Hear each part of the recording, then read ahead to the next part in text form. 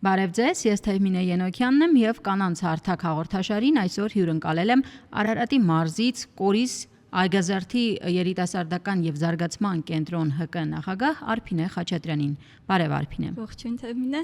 Ուրախ եմ, որ մենք այսօր առիթ ունենք խոսելու բնապահպանական խնդիրներից, մշակութային եւ այլ կարեւոր հարցերից, որոնք ակտուալ են հենց Արարատի մարզում, եւ մենք շատ կարեւորություն ենք տալիս մարզում ակտիվ կանանց գործունեությանը։ Նախ կուզենամ հասկանալ, թե երբ եք հիմնադրել ձեր երիտասարդական կենտրոնը, ինչ նպատակով, ինչ առաքելությամբ, ինչու եք որոշել այսպիսի գործունեություն Արարատի մարզում իրականացնել։ Խնդրեմ։ Սիրով,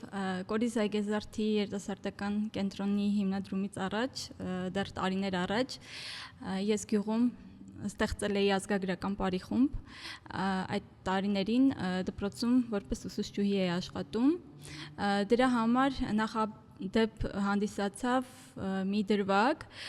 երբ լսեցի, որ մեր գյուղի մանկապարտեզում ինչ-որ երեխաներին ռաբիս երաժշտության տակ պարածնում են նման իրավիճակեր, դա ինձ շատ զարյացրեց, սոցհարթակներում բարձրաձայնեցի այդ հարցի մասին, հետո հասկացա, որ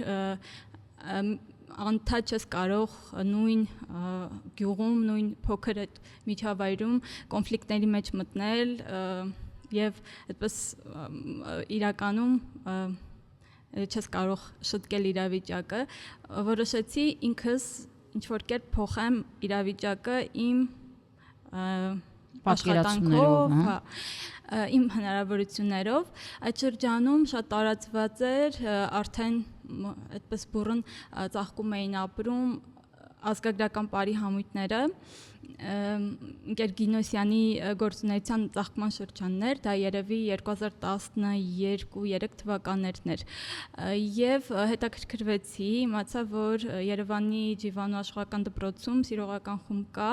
հաճախեցի այդ խումբ, հետո ժամերի հետ կապված փոխեցի խումբը, տեղափոխվեցի մենք ազգագրական խումբ, այնտեղ սկսեցի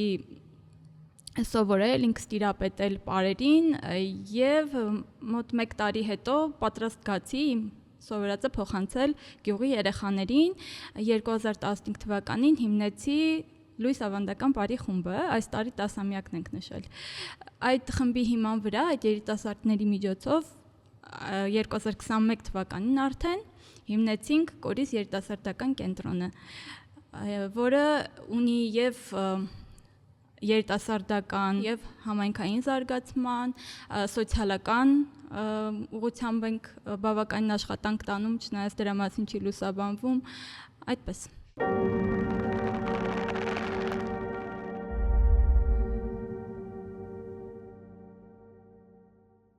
Շատ լավ առիթ ունեք բարձրաձայնելու եւ իրազեկելու ինչ աշխատանքներ է իրականացնում ձեր կազմակերպությունը եւ հատկապես սոցիալական առումով ինչ աշխատանքներ ունեք անելու, ովքեր են ձեր շահառուները, ինչ ծրագրեր եք իրականացնում։ Ինչպես արդեն ասացի, մեր գործունեությունը մի քանի ուղղություններով է, սոցիալական մասով հիմնականում աջակցել ենք Արցախ եւ աջակցում ենք Արցախից տեղահանված ընտանիքներին, գույքային աջակցություն, այդ գործում շատ են օգնել իմ գործընկերները, հարազատները եւ նաեւ դրսում գտնվող մեր համագյուղացիները։ Մշակութային ուղղությամբ ամենածավալուն ծրագիրը, որ իրականացնում ենք, ազգային տոները վերականգնելու ծրագիրն է, համագործակցում ենք մասնագետների հետ, ազգագրագետների հետ, Նավակատիկ կրթամշակութային կենտրոնի հետ, իրականացնում ենք, տարեկան նշում ենք մի քանի տաղավարտոն ազգային ժողովրդական ծեսերով, ավանդույթներով եւ ազգային տոների ցիկլը սկսվում է Սուբծնդով, ավարտվում է Վարդավառով, մի քանի օր առաջ այս տարվա ցիկլը փակեցինք եւ Կարմիր Սարի այդ հանքի շահագործման պայքարից հետո նաեւ իրականացնում ենք գյուղի սոցիալ-էկոլոգիական զարգացման ծրագիր չեխական Նեսեն Հնուտի կազմակերպության հետ համագործակցությամբ, այսինքն նաեւ Էկոլոգիական, համայնքի էկոլոգիական, սոցիալ-էկոլոգիական զարգացման ուղղությամբ է մեր կազմակերպությունը աշխատում այս պահին։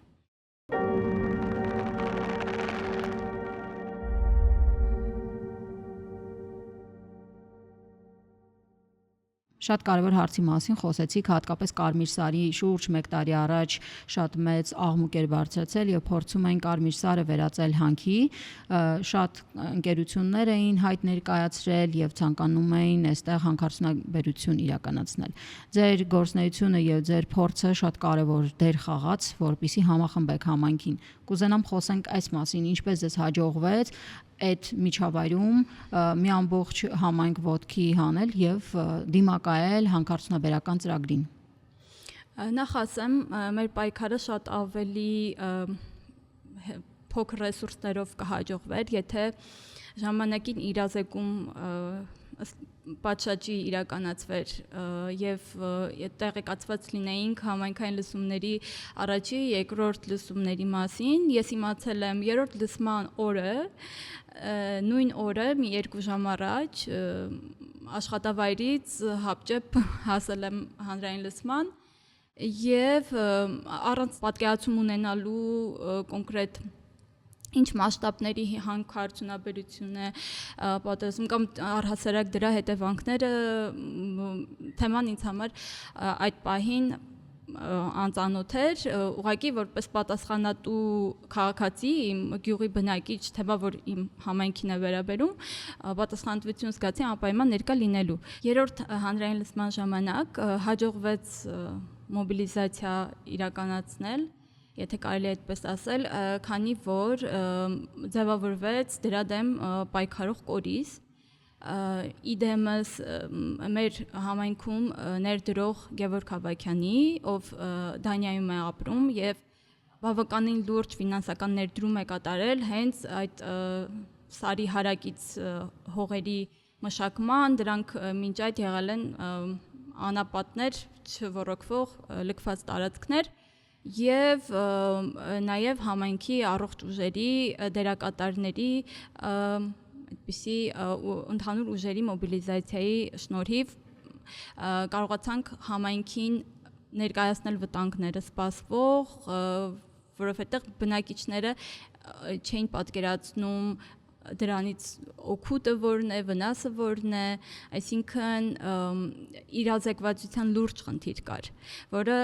մենք փաստացի կարողացանք լուծել եւ հաջողությամբ իրականացնել ստորագրահավաքը, ինչը շատ մեծ նշանակություն ունեցավ այս հաղթանակի հաջողության մեջ։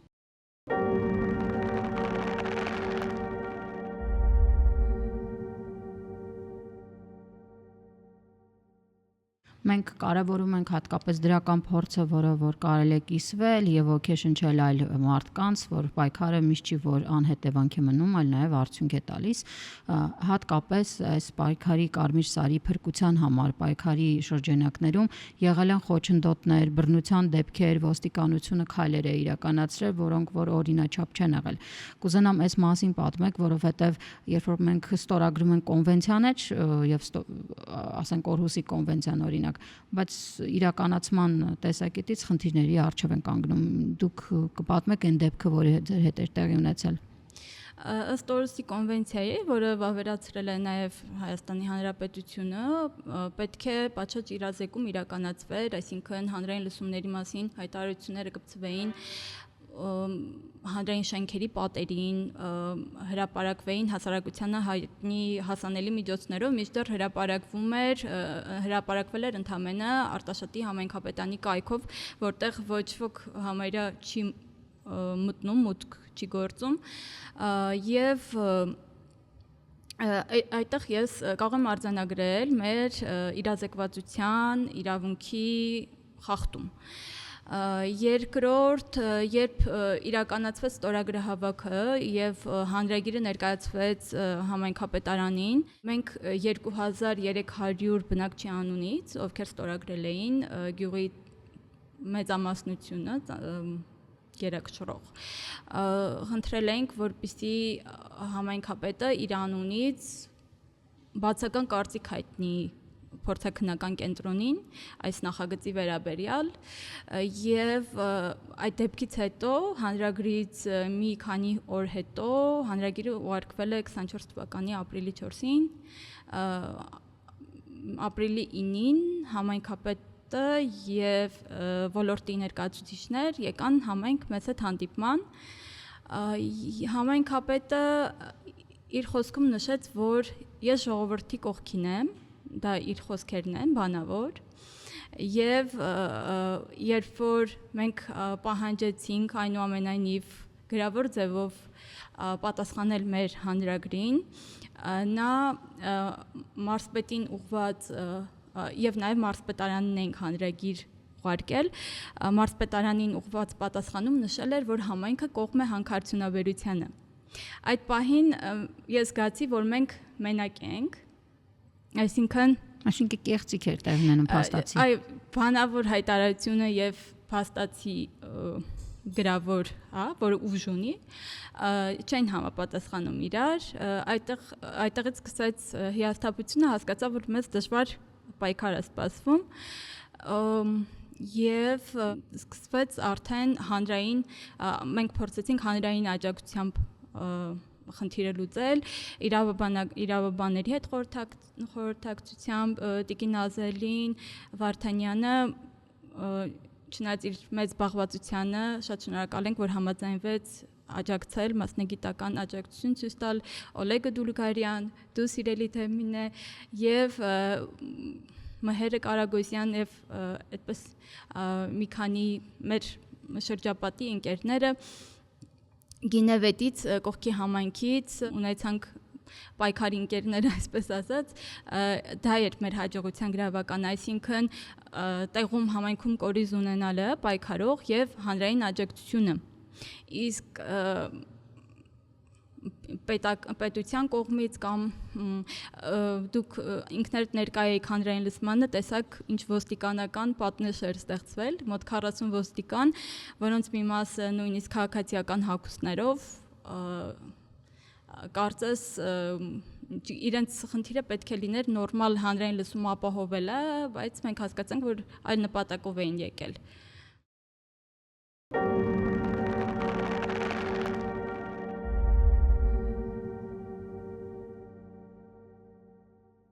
Արփինե, ես կուզենամ խոսենք նաև Արարատի մարզում կին իրավապաշտպանների նկատմամբ խտրական եւ կարծրատիպային մոտեցումների մասին, հատկապես դրանք արտահայտվել են հանրային լսման ժամանակ։ Կոնկրետ օրինակներ եւ ինչ հետևեց այս բռնության դեպքերին, որոնք եղան։ Հանրային լսումից առաջ կարծես դեմքով ֆիքսել էին պայքարողներին, ինձ եւ Գինևետ գյուղի պայքարող աղջիկներին եւ հանրային լսմանը մեզ պարզապես թույլ չտվեց ոստիկանական պատը ներս մտնել, աղջիկները, Գինևետի մեր ընկերուհիները մի պահ շատ խնդրելուց հետո թույլտվություն ստացան հետևելու միջանցքից, բայց երբ ասել էին որևէ մեկը թող Գինևետից արտահայտվի, իրենք ասել էին մենք արտահայտվենք, ձեռքերը ոլորել, հանել էին ոստիկանները միջանցքից, այդ հնարավորությունից էին զրկել։ Իսկ ես ընդհանրապես մուտք չունեցա, փորձում էի դրսում կատարվողը գոնել ուսաբանեմ։ Առհասարակ կանանց հանդեպ խտրական վերաբերմունք ես իմ համայնքում չեմ նկատել, մեր առաջի գյուղապետը եղել է կին եւ բավականին երկար տարիներ ինքն է գյուղի ղեկավարությունը ստանձնել։ Կարծում եմ կանանց ավելի հեշտ է ինչ-որ իմաստով նման պայքարների մեջ մտնելը, քան տղամարդկանց դեպքում մեր մշակույթի մեջ մի քիչ ավելի հաշվեհարդարի եւ նման հարցերը ավելի արկա են, բայց մեր հանդեպ էլ է եղել, անկեղծ ասած, կոնկրետ իմ նկատմամբ չէ, բայց Գինևետի, եթե թույլ կտան իմ ընկերուհիները, այս դրվագի մասին բարձրաձայնեմ, Գինևետի վարչական ղեկավարը ներկա, ասել էր, որ այդ աղջիկների գլխից գյուղում մաս չի պակասի, ենթադրաբար ինքը չի երաշխավորում, որ բնականաբար նույնը կարելի էր ինձ վերագրել, որովհետև ինչ որտեղ ես ավելի սկզբից էի պայքարի մեջ մտած։ Եղել են հարազատների, շրջապատի մարդկանցից խորհուրդներ, որ ձեզ մի բան կանեն, քեզ չեն անի, չգիտեմ, ընտանիքի անդամներին կվնասեն, զգուշ եղեք։ Իհարկե դա ինչքան էլ դու գիտես կարևոր գործի համար ես անում, բայց ինչ որտեղ լարվածություն է առաջացնում, այնուամենայնիվ մենք այդ քաջությունը ունեցանք նաև դիմակայելու այդպիսի սպառնալիքներին, օդում կախված եւ հաղթահարեցինք։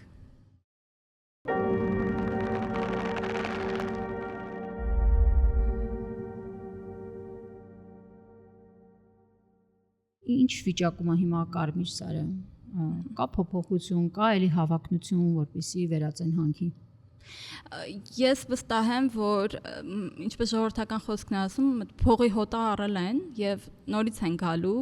շատ զգոն ենք։ Այս դեպքից հետո գյուղը վերարժևորեց իր գյուղի տնտեսական մոդելի, գյուղատնտեսական մոդելի դերը, կարևորությունը, կայունությունը, որպես տնտեսական երկարաժամկետ մոդելի եւ այգեզարդի սոցիալ-էկոլոգիական զարգացման ծրագրով մենք փորձում ենք վերահաստատել դա։ Մշտապես արշավներ ենք անում դեպի Կարմիր Սար, հաղթանակից այդ բացական եզրակացությունը ստանալուց հետո արձանագրում ենք կոորդինատներով այդտեղ եղած Կարմիր գրքի բույսերը, որոնք իրականում շատ են եւ գրանցված են նրանց մի մասը ոչ միայն Հայաստանի Կարմիր գրքում, այլ միջազգային Կարմիր գրքում։ Ունենք տեղական էնդեմիկներ, օրինակ գազ ամբողջատերևը միայն Կարմիր Սարում է հանդիպում ամբողջ աշխարհում։ Եվ փորձում ենք ինչքան հնարավոր է փաստահավաք աշխատանք անել, որպեսզի մեզ ապահովագրենք վաղը մյուս օր հնարավոր ռիսկերից։ Այ կուզենամ նաև խոսենք փաստահավաք աշխատանքի մասին, հաճախ հանքարդյունաբերական ընկերությունները բերում են այնպիսի տվյալներ, որոնք երբեմն չեն համապատասխանում իրականությանը։ Այսինքն կեղծիք կա, որը պարբերաբար, եթե գրագետ չեղաք եւ պատասխանատու, ապա չեք կարողանալու բացահայտել եւ արձանագրել։ Ձեր դեպքում ինչպես դա տեղի ունեցավ Կարմիր Սարում, ինչ կեղծիքներ կային, ում կողմից էր եւ ինչպես կարողացաք դա բացահայտել։ Բազմաթիվ կեղծ դրույթներ կային, մեկը չէր, երկուսը չէր, նույն ջրի աղբյուրների հետ կապված, ջրահեռացման հետ կապված, կարմիր գրքայինների հետ կապված, քամու կառավարման ուղղության ոչ մի չափելի ոչինչ իրենք չէին ներկայացրել եւ օրինակ կարմիր գրքայինների հետ կապված շատ անհեթեթ իրավիճակում հայտնվեցին ոչ միայն իրենք, այլ շատ ցավալի է, որ հեղինակազրկում են բիզնեսը հեղինազրկում է մեր պետական ինստիտուտները։ Օրինակ Արմեն Թախտաջյանի ինստիտուտի պրոֆեսորը տալիս է եզրակացություն, որ օգոստոսի 18-ից 23-ը ուսումնասիրություններ է իրականացրել Կարմիր Սարում բույսերի աճելավայրերի եւ կենդանիների ապրելավայրերի հետ կապված եւ պարզել է, որ այնտեղ կարմիր գրքայիններ չկան։ Մենք օգոստոսի հանրային լսումից հետո օգոստոսի 6-ին այդ Արարատյան դաշտի կիսաանապատային գոտու տապի պայմաններում, որը իրականում շատ վտանգավոր է այդ պայմաններում սողուններ կան, սողունների ակտիվության շրջան է, մենք աղջիկներով համարձակություն ունեցանք այդ շրջանում սար գնալու եւ հայտաբերելու հենց գազ ամբողջատերևը, որի մասին ես խոսեցի։ Այդպիսով կոորդինատներով արձանագրեցինք, որ ուշ չունի այն թուղթը, փաստաթուղթը, որը ներկայացրել է Գեորգի Ֆայվուշը։ Նա նշել էր, որ ցանկալի կլինի ուսումնասիրություններ կատարել նաև Գարնանը, սակայն պարզվեց, երբ փորձաքննական կենտրոն հրապարակեց բացական եզրակացությունը իրենց դիտարկումներում նաև նշված էր դրա մասին, որ արվել է հետազոտություն, սակայն չի նշվում ժամանակահատվածը, թե երբ ասենք կարող է ձմռան են գնացել բույսեր որոնելու։ Կրկին ծիծաղելի է ու այդպիսով նորից եմ ասում հեղինակազրկում են մեր պետական գիտական կառույցները եւ մեր գիտնականներին։